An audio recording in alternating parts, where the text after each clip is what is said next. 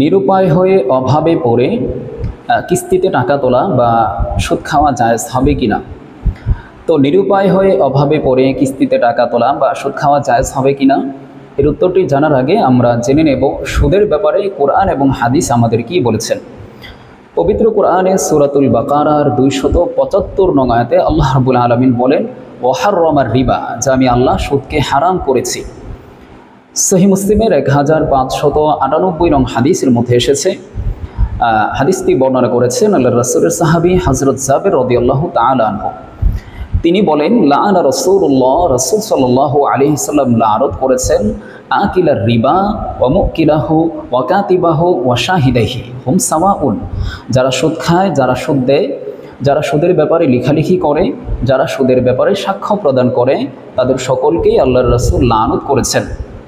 এবার যদি একটু আমরা ভেবে দেখি যে কোনো ব্যক্তি সুদের মাধ্যমে যদি শত কোটি টাকার মালিক হয়ে যায়, অঢেল সম্পদের মালিক হয়ে যায়, সুউচ্চ দালান কোঠা ঘরবাড়ির মালিক হয়ে যায়, তথাপি সেই ব্যক্তিটা কখনোই সুখী হতে পারে না, আর পারবেও না। কারণ হচ্ছে যেই ব্যক্তিকে আল্লাহর রাসূলের মতো ব্যক্তি লানত করেছেন, আল্লাহর রাসূলের অভিশাপ নিয়ে কখনোই কোনো ব্যক্তি সুখী হতে পারে না।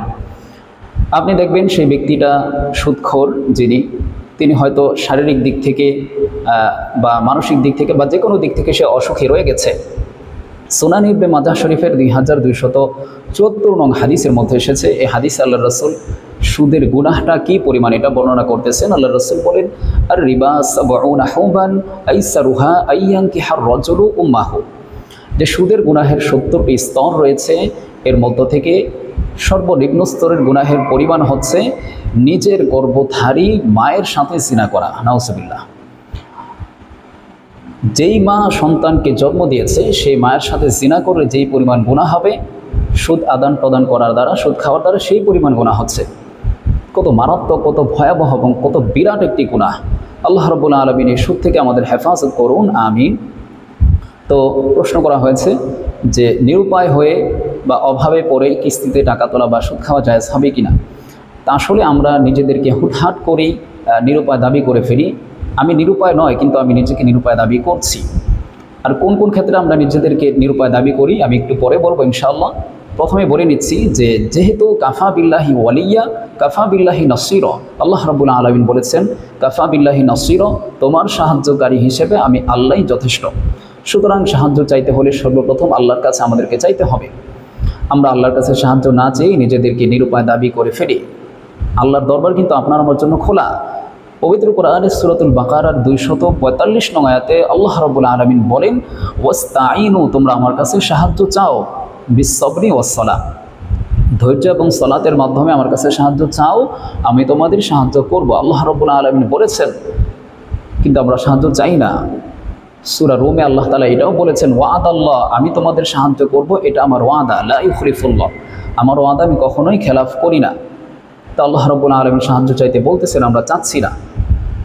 সহিহ বুখারীর একটি হাদিস থেকে জানা যায়, ইয়ানজিলু রাব্বুনা তাবারাকা ওয়া তাআলা কুল্লা লাইলাতিন ইলাস সামাঈদ দুনিয়া, যে আল্লাহর রাসূল বলেন প্রতি রাতের শেষাংশে আল্লাহ রাব্বুল আলামিন প্রথম আসমানে চলে আসেন এবং প্রত্যেকটা মানুষকে ডাকতে থাকেন, কার কি প্রয়োজন, কি অভাবী আছো, কে ঋণগ্রস্ত আছো, কার কি প্রয়োজন আমার কাছে চাও, আমি তোমাদের দেব।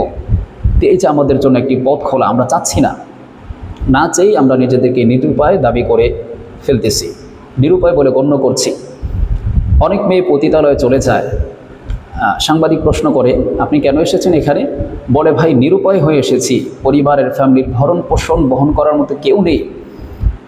অনেক আমার মসজিদের কোনো মুসল্লি আমাকে প্রশ্ন করেন যে হুজুর, এই অবস্থায় আছি, নিরুপায় হয়ে গেছি, এখন কিস্তিতে টাকা তোলা বা সুদ খাওয়া জায়েজ হবে কিনা। তো এই ধরনের পরিস্থিতিতে যারা নিজেদেরকে নিরুপায় দাবি করেন তাদের কাছে প্রশ্ন, আপনারা কয়দিন তাহাজ্জুদ নামাজ পড়ে আল্লাহ রাব্বুল আলামিনের কাছে বলেছেন যে হে আল্লাহ, এই অবস্থার মধ্যে আছি, তুমি যদি একটি হালাল পথ খুলে না দাও তাহলে আমাদেরকে হারাম পথ অবলম্বন করতে হবে।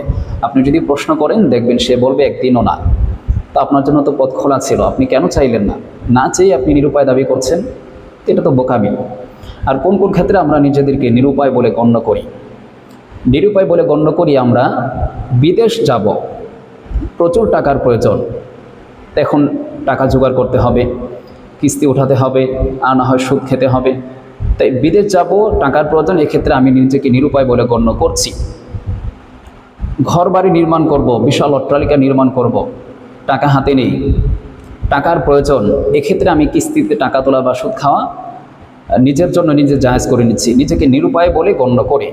মেয়ে বিয়ে দেব, ছেলের বাড়ি থেকে বলেছে 300-400 মেহমান খাইয়ে দিতে, মেয়ের ঘর সাজিয়ে দিতে প্রচুর টাকার প্রয়োজন। তো আমরা তো সবাই জানি যৌতুক দেয়া নেওয়া উভয়টাই হারাম। এক্ষেত্রে আপনি আবার নিজেকে নিরুপায় বলে কিভাবে গণ্য করছেন? আপনি এই বিয়েটা অ্যাভয়েড করেন, এটা পরিহার করুন। এক্ষেত্রে আমরা নিজেদেরকে নিরুপায় বলে দাবি করে কিস্তি উঠাচ্ছি, সুদ খাচ্ছি।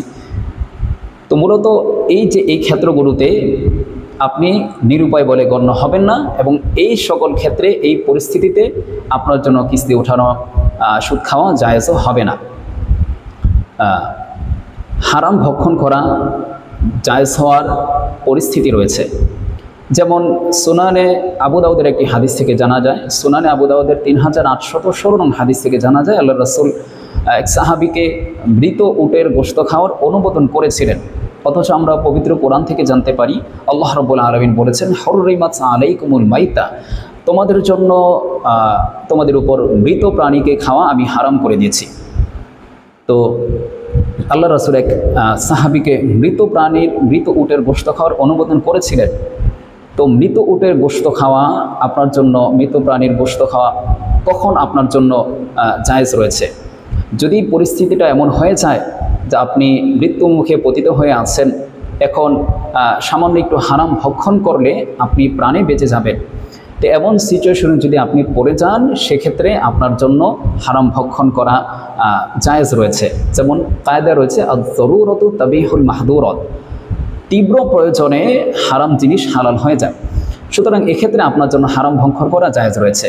আর যে সকল বিষয়গুলোকে সামনে রেখে আমরা নিজেকে নিরুপায় বলে গণ্য করছি, মেয়ের বিয়ে দিতে হবে, বিদেশ যেতে হবে, বাড়িঘর নির্মাণ করতে হবে, টাকা হাতে নেই, তো আমি নিজেকে নিরুপায় বলে দাবি করে কিস্তি উঠাচ্ছি বা ডিরেক্টলি সুদ নিচ্ছি, তো এই পরিস্থিতিতে আপনি নিরুপায় বলে গণ্য হবেন না, এবং এ সকল ক্ষেত্রে আপনার জন্য হারাম পথ অবলম্বন করাটাও জায়েজ হবে না। আল্লাহ রাব্বুল আলামিন আমাদের সকলকে সকল ধরনের হারাম থেকে হেফাজত করুন।